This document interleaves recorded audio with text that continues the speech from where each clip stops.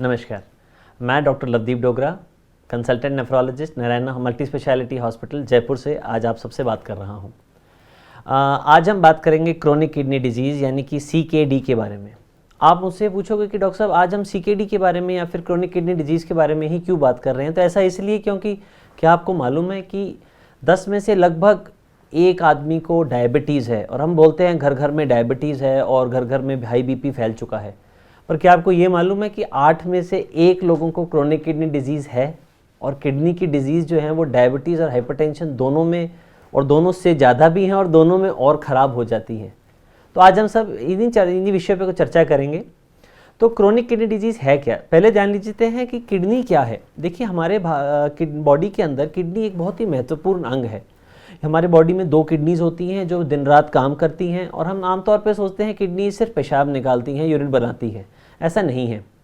Kidneys नमक पानी का संतुलन तो बनाती हैं, परंतु जो भी हम भोजन खाते हैं उसमें से जो यूजफुल प्रोडक्ट्स होते हैं, उनके मेटाबॉलिज्म, डाइजेशन या पाचन के बाद जो होते हैं, तो जैसे प्रोटीन्स हो गए, उनको रख के जो वेस्ट प्रोडक्ट्स होते हैं उनको पेशाब के द्वारा बाहर निकाल देती है। सिर्फ इतना ही नहीं, वो नमक पानी का संतुलन बनाती है, ब्लड प्रेशर को मेंटेन करने में मदद करती है, और आगे बात करेंगे तो हड्डियों को मजबूत करना, विटामिन D बनाना भी हमारी किडनी का ही काम है। इसलिए किडनी की बीमारियों का ध्यान रखना और जागरूक रहना ज़रूरी है। अब CKD क्या है? देखिए, जब भी किसी को क्रोनिक किडनी डिजीज़ यानी कि जब भी किसी को किडनी की बीमारी स्थायी रूप मतलब जब भी 3 महीने से ऊपर तक किडनी अपने इस कार्य को करने में असफल हो जाती है, तो उसको क्रोनिक किडनी डिजीज़ बोलते हैं। अब क्रोनिक किडनी डिजीज़ जो होती है उसके शुरुआती जो लक्षण होते हैं, अगर मैं उनकी बात करूं तो वो बहुत ही नज़रअंदाज हो जाते हैं। मरीज़ सोचता है मुझे पेशाब ठीक आ रहा है तो मुझे किडनी का प्रॉब्लम नहीं है। आमतौर पर डॉक्टर भी यही कहते हैं, क्रिएटिनिन का टेस्ट करा लिया और क्रिएटिनिन नॉर्मल आ गया तो हम कहते हैं किडनी की डिजीज़ नहीं है। परंतु ऐसा नहीं है। किडनी डिजीज़ का पहला लक्षण है पेशाब ज़्यादा आना। जी हाँ, किडनी डिजीज़ का पहला लक्षण है पेशाब ज़्यादा आना। तो यदि आपको पेशाब ज़्यादा आ रहा है, आपको लग रहा है कि आपको बारी बारी प्यास लग रही है, तो आपको डायबिटीज़ भी हो सकती है, साथ ही में आपको किडनी डिजीज़ भी हो सकती है, ये आप जान जाइए। दूसरा हो जाता है भूख ना लगना, कमज़ोरी आना, वज़न टूट जाना। इतना ही नहीं, जब आगे बीमारी बढ़ जाती है और हम इन चीज़ों को सबको नज़रअंदाज करते चले जाते हैं, तो फिर उल्टियाँ आना, खाना ना पचना, जी मचलाना, और बाद में दौरे आना, पेशाब रुक जाना, पैरों में सूजन आ जाना, इस प्रकार के सिम्टम्स आने लग जाते हैं। आप कहेंगे डॉक्टर साहब कि ऐसे क्या कारण हो सकते हैं कि जिससे हमारी किडनियाँ जो हैं वो ख़राब हो जाती हैं?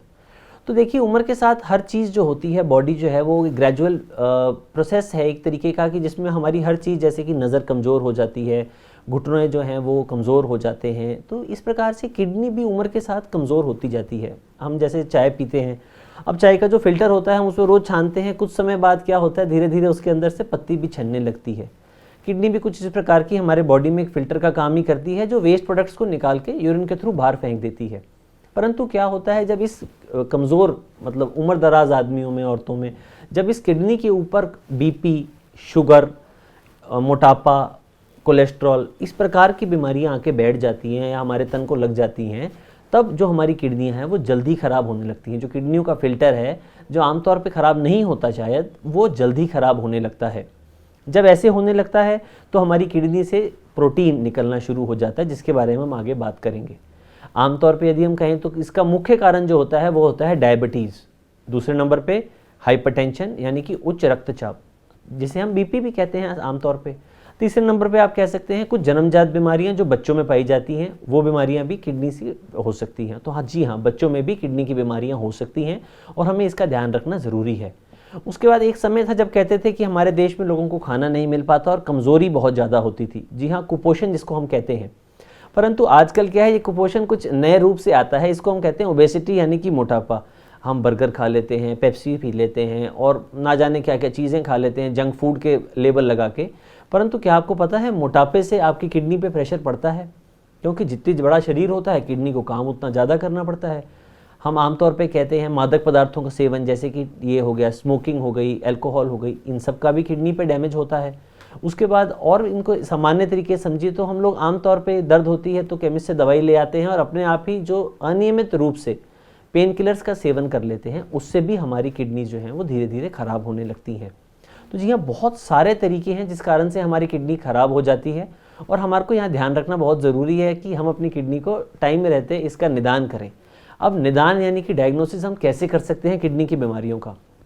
किडनी की बीमारियों का जो निदान है वो वैसे तो बहुत आसान है, सरल है, हर जगह पे आसानी से अवेलेबल भी है और सस्ता भी है, परंतु एक तरीके से किडनी की बीमारियां नज़रअंदाज हो जाती हैं और हम दूसरी बीमारियों पर अपना फोकस रख लेते हैं।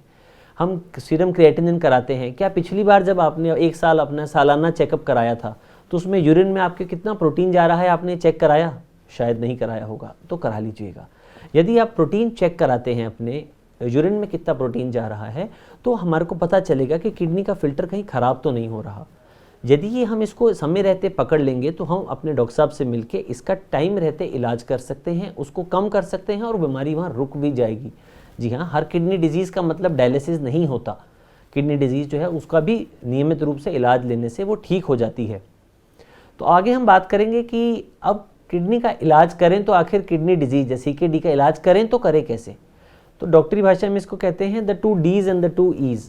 ई से हो गई आपकी ड्रग्स यानी कि दवाई, दूसरे डी से हो गई आपकी डाइट, तीसरे से हो गई आपकी एजुकेशन और फोर्थ हो गई आपकी एक्सरसाइज यानी कि एक अच्छी जीवन शैली अपनाना। तो सबसे महत्वपूर्ण है कि हम एक अच्छी जीवन शैली अपनाएं, कुछ व्यायाम करते रहें। आपके एज अनुसार आप जितने सोचते हैं, जो उम्र दराज लोग कहते हैं जी हम वॉक नहीं कर सकते दिन में आधे घंटे, तो हम उनको कहते हैं आप टीवी पे देख के योगा कर सकते हैं, प्राणायाम कर सकते हैं। अलग अलग आजकल टीवी चैनल्स पे ये दिखाया जाता है और घर घर में अवेलेबल होता है। ड्रग्स यानी कि दवाइयाँ, जो भी आपके डॉक्टर साहब आपको किडनी के लिए किडनी संबंधित दवाइयाँ देते हैं और जिन दवाइयों का सेवन से मना करते हैं उनको आप सटीक तरीके से अपनाएं और उसका पालन करें।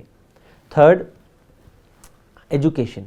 एजुकेशन यानी कि जागरूकता। आजकल हर जगह हमारे को पता है कि हम जागरूक रहने से ये जान जाते हैं कि हमारी किडनी में यदि परेशानी है तो वो क्यों है, और उसका समय रहते यदि हम इलाज कर लेंगे तो उससे हमारे को प्रॉब्लम नहीं होगी। और लास्ट में मैं समय रहते आपको ये कहना चाहूँगा, सबसे ज़रूरी है डाइट। अब डाइट पे हम थोड़ी सी ज़्यादा चर्चा करना पसंद करते हैं, क्योंकि हर आमतौर पे हम कहते हैं किडनी बीमारी हो गई, अब इसको प्रोटीन बंद कर दो, अब इसको पानी बंद कर दो, अब इसको पोटेशियम बंद कर दो। तो ये काफ़ी सारे पीज़ हैं जो हमारी किडनी की बीमारियों में लग जाते हैं। तो फर्स्ट बात करेंगे हम प्रोटीन के बारे में।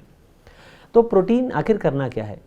प्रोटीन हमारी इंडियन डाइट के अंदर बहुत बैलेंस्ड होता है। हमारी इंडियन डाइट जो लार्जली वेजिटेरियन होती है, जैसे कि 2 सूखे फुलके या घी लगा चुपड़े हुए फुलके कह लिए आपने, या फिर थोड़े चावल हो गए, सब्जी हो गई, थोड़ी दाल हो गई, थोड़ी दही हो गई, थोड़ा दूध हो गया, ये जो डाइट है ये बैलेंस्ड डाइट है और ये हमारी किडनी पे लोड नहीं डालती है। आमतौर पे लोग हमारे पास आते हैं, वो कहते हैं कि हमने जब से किडनी की बीमारी का पता चला है तब से खाना पीना बिल्कुल बंद कर दिया है, रोटी खानी बंद कर दिया। तो ये गलत है, ऐसे नहीं करना है। आप नॉर्मल डाइट जो है वो खा सकते हैं। आपको परहेज़ करना है तो करना है नमक का। जी हाँ, नमक उतना ही लेना है जितना आपके घर में कम नमक सब लोग इस्तेमाल करें और सब लोग एक जितना नमक ही लें अपने घर के अंदर। दूसरा, नमकीन चीज़ें जैसे कि भुजिया हो गई, अचार हो गया, इस पर पापड़ हो गया, इस प्रकार की चीज़ों का सेवन नहीं करना है या बहुत ही नियमित मात्रा से करना है। थर्ड आ जाता है पोटेशियम। पोटेशियम जो है वो हमारा हरे पत्तेदार सब्जियों में ज़्यादा होता है। पोटेशियम जो है हमारा वो आलू में, टमाटर में ज़्यादा होता है। तो इन चीज़ों का भी नियमित रूप से इस्तेमाल करना ज़रूरी है, क्योंकि कुछ मरीज़ों के अंदर पोटेशियम बढ़ जाता है और इसके सीरियस कॉन्सिक्वेंसेस हो सकते हैं। थर्ड, हम बात करेंगे पानी के लिए। तो जी, क्या हर मरीज़ को पानी कम करना ज़रूरी है किडनी बीमारी की वजह से? ऐसा नहीं है। हर मरीज़ को पानी कम करना ज़रूरी नहीं है। यदि आपको पेशाब खुल के आ रहा है, आपके पैरों में सूजन नहीं है और कहीं आपको लग रहा है कि कभी पेशाब की वजह से आपको बारी बारी प्यास लग रही है, तो आप पानी पी सकते हैं। जितना आपको दिन में पेशाब आता है उस हिसाब से आप खुल के अपने आप में वाटर इनटेक को रेगुलेट कर सकते हैं। जिन मरीज़ों में यूरिन की मात्रा यानी कि पेशाब की मात्रा बहुत ज़्यादा कम हो गई है, उनको हमारी सजेशन नहीं रहती कि वो अपना वाटर इनटेक से मेरा मतलब सिर्फ पानी नहीं, मेरा मतलब है पानी, गीली सब्जी, दूध, चाय, ये सब कम करने हैं। जितना हमारे को यूरिन आ रहा है उससे कम हमारे को पानी की इनटेक करनी है। यानी कि आम तौर पे हम कहते हैं पूरे दिन में 200 से 300 से 400 ml, बस इतना ही हमारे को पानी लेना है। वो आप पानी के रूप में लीजिए या फिर नियमित रूप से दूध के रूप में लीजिए, चाय के लीजिए, गीली सब्जी, सब उसके अंदर ही हमारी आ जाती है। आगे बात करते हैं, क्या दूध और डेयरी प्रोडक्ट्स हमारे को लेने चाहिए? देखिए, डेयरी प्रोडक्ट्स वैसे तो हमारे इंडियन कल्चर में काफ़ी ज़्यादा चलते हैं और हम लोग उनका सेवन भी करते हैं, जैसे कि दूध हो गया, पनीर हो गया, एग्स हो गए, तो ये सारे डेयरी प्रोडक्ट्स हो जाते हैं, द वाइट प्रोडक्ट्स। अब इनका सेवन जो है, इनमें फॉस्फोरस की मात्रा ज़्यादा होती है। तो जब भी किसी को किडनी की परेशानी होती है तो उनके अंदर फॉस्फोरस जो लेवल होते हैं वो बढ़ जाते हैं। ऐसे में आपके डॉक्टर साहब आपको ये सलाह देते हैं कि आप फॉस्फोरस की मात्रा को कम करें। तो उसके लिए दूध, पनीर, रसगुल्ले या फिर दूध से बनी चीज़ें वो हमारे को कम करनी है। क्या दूध पूरा बंद कर दें? जी नहीं, ये भी ठीक नहीं होगा, क्योंकि उससे हमारी जीवन शैली में काफ़ी ज़्यादा प्रभाव पड़ेगा। हमें दूध कम करना है एक नियमित मात्रा में, यानी कि पूरे दिन में 1 गिलास, चाहे उसको आप 2 बार चाय पीजिए, आधा गिलास दूध लीजिए या थोड़ी दही लीजिए, थोड़ा दूध लीजिए, वो आप अपने हिसाब से और अपने डॉक्टर साहब से बात उस बारे में विशेष रूप से कर सकते हैं। आगे हम जानना चाहेंगे कि अब यदि हमने इस बीमारी को नज़रअंदाज कर दिया तो क्या होता है। जब हम इसको नज़रअंदाज कर देते हैं तो किडनी डिजीज़ जो है वो आगे बढ़ जाती है। जब भी बीमारी आगे बढ़ जाती है तो उससे यह होता है कि जो हमारी किडनीज़ हैं वो इस प्रेशर को झेल नहीं पाती हैं, पैरों में सूजन आने लगती है, मुंह पे सूजन आने लगती है, सांस फूलने लगता है, खाना नहीं पचता, उल्टियाँ आने लगती हैं, कभी कभार मरीज़ों को दौरे भी आ जाते हैं। तो ऐसे में हमारे को ये कहते हैं कि हमारे को अब डायलिसिस लगेगा। तो कई बार लोग सोचते हैं कि एक बार डायलिसिस करा लिया तो सारी उम्र डायलिसिस करना पड़ेगा, इसलिए उससे झेप जाते हैं, परंतु ये गलत है। अगर हमारा यूरिन आना फिर से शुरू हो जाए, किडनीज पहले से ठीक हो जाएं, तो हम डायलिसिस को बंद भी कर सकते हैं।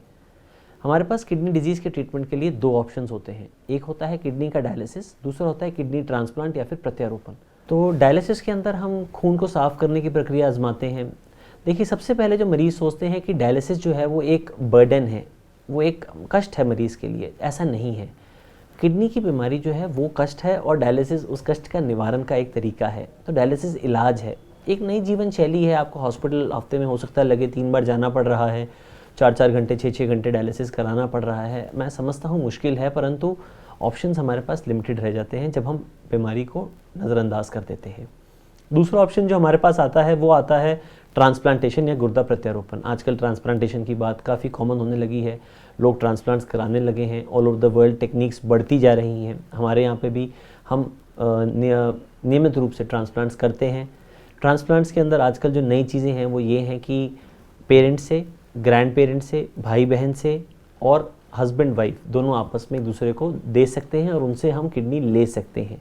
उससे पहले कुछ आम टेस्ट कराने पड़ते हैं, क्योंकि हमारा यह ध्येय होता है डॉक्टर का कि वो ये देखे कि ना ही सिर्फ मरीज़ जो किडनी ले रहा है, परंतु जो दे रहा है डोनर, उसको भी नुकसान नहीं होना चाहिए। तो वो सारे टेस्टिंग होने के बाद ही हम आपकी किडनी को लेके आपके संबंधियों में डालते हैं। दूसरा आप बात करना चाहते हैं कि ब्लड ग्रुप मैचिंग और बिना ब्लड ग्रुप मैचिंग के अब हम क्या करें। तो आजकल टेक्निकें सुधर गई हैं, बिना ब्लड ग्रुप मैचिंग के भी ट्रांसप्लांट किया जा सकता है, बच्चों में भी ट्रांसप्लांट किया जा सकता है। तो किडनी की बीमारी का इलाज है संभव, निवारण है संभव, ये आप जान लीजिए। परंतु मैं फिर से आपसे वही बात करना चाहूँगा जो मैंने शुरू में आपसे कही थी। एक, भ्रांतियों पे ना जाएं, अच्छी जीवन शैली अपनाएं। अच्छी जीवन शैली से मेरा मतलब है कि अच्छा खाएं पिएं, अच्छी अपने एक्सरसाइज करें, जितना आपका शरीर आपको टॉलरेट करता है उतनी करिए। फिर मैं आपको ये समझाना चाहूँगा कि किडनी का समय के रहते इलाज करना ज़रूरी है, नहीं तो किडनी की बीमारी जब आगे बढ़ जाती है तो जो इलाज होता है वो थोड़ा सा कष्टदायी और कठिन तो हो जाता है। तीसरे नंबर पे मैं अपने सब श्रोताओं को धन्यवाद करना चाहूँगा और कि उन्होंने हमारी बात सुनी। और मैं आप सबसे एक बार फिर से ये रिक्वेस्ट करना चाहूँगा कि प्लीज़ किडनी की बीमारियों को नज़रअंदाज ना करें। जब भी आपको लगता है कि आपको पेशाब ज़्यादा आ रहा है, पेशाब में खून आ रहा है, पेशाब में जल रहा है या फिर कोई और सूजन आ रही है, इस प्रकार के कोई भी लक्षण हो तो अपने डॉक्टर से ज़रूर बात करें और आगे उनके सर्विसेज का लुत्फ़ उठाएं। Thank you.